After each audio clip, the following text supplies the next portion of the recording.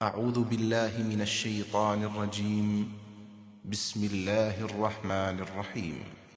الطلاق مرتان فإمساك بمعروف أو تسريح بإحسان ولا يحل لكم أن تأخذوا مما آتيتموهن شيئا إلا أن يخافا ألا يقيما حدود الله فإن خفتم ألا يقيما حدود الله فلا جناح عليهما فيما افتدت به تلك حدود الله فلا تعتدوها ومن يتعد حدود الله فأولئك هم الظالمون۔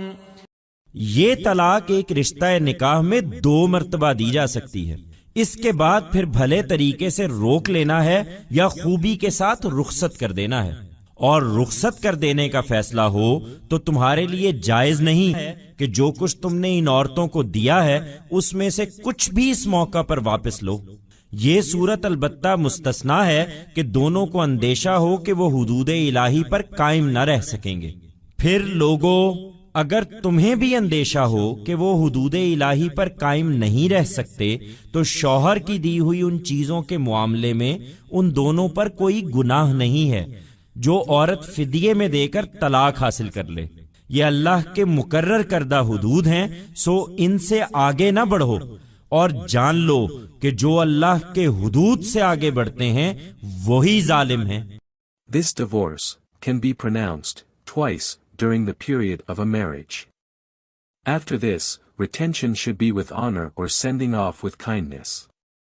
And if the decision is to send off, it is unlawful for you to take back from them at this instance anything you have given these women unless both of them fear that they may not be able to keep within the bounds set by God.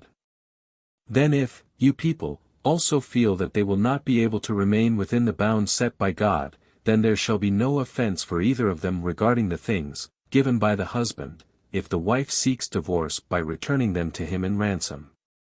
These are the bounds set by God, so do not transgress them.